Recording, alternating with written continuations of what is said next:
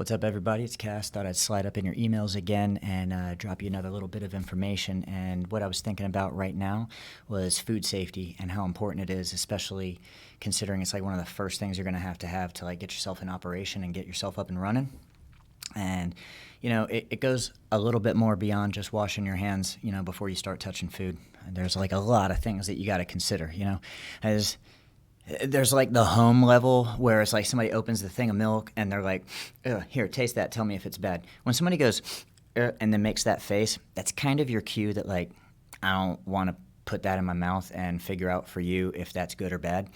So that's kind of the most basic like home version of food safety. But once we start cooking food for other people that are not, friends and family, they're like kind of outside of that, you have to take it very seriously and realize that, hey, you're kind of taking people's lives in your hands, and in some cases, like quite literally, right? We've got lots of food allergens that are out there.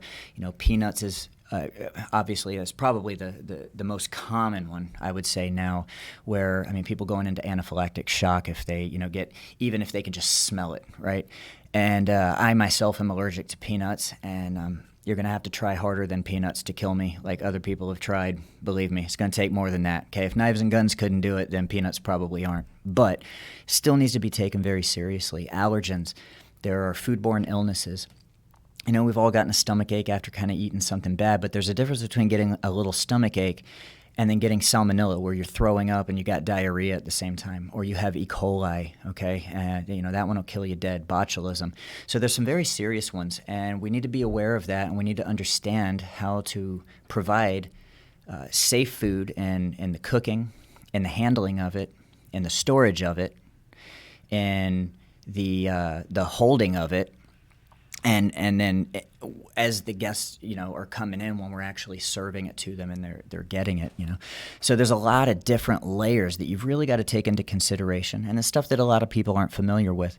So with that being said, we have a course that we put together because this is one of the first things you're going to need, like I said earlier. So a lot of people haven't taken tests in a long time. I'm like almost 45 years old, and I didn't do real well in school to start. So, the thought of taking a test, I get a little bit of anxiety.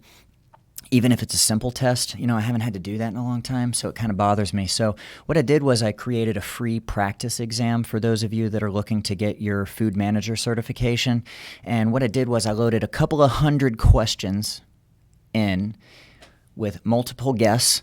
And in those multiple guesses, whether you get it right or wrong, it'll actually give you the reason why the answer that's correct is correct. So you can learn while you're testing.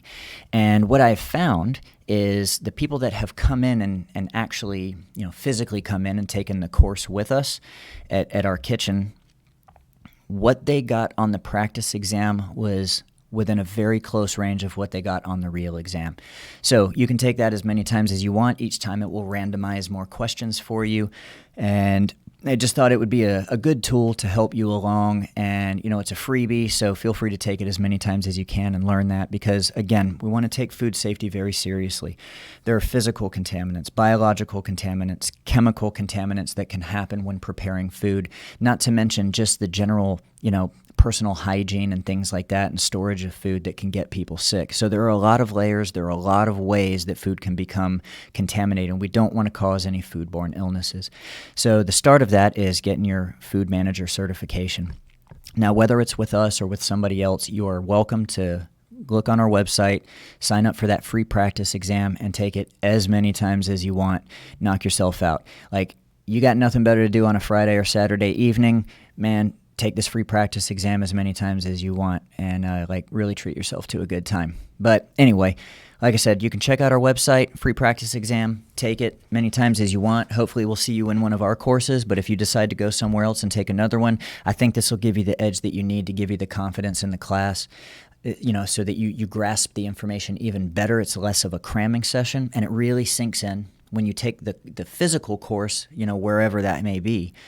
That information resonates even more because you've already got a base understanding. And then when you actually start producing food for other people, you're really going to up your level a little bit and make sure that you're providing safe food, okay? Because in the end, it's your reputation. You don't want to be killing off the customers that are supposed to be coming back to give you more of their money, right? That would be a horrible thing, okay? So we don't want to run out of people, and we don't want them talking bad about us. So best way to do that is keep a clean kitchen, work cleanly, work quickly, work efficiently, and make sure that we keep everything safe, okay?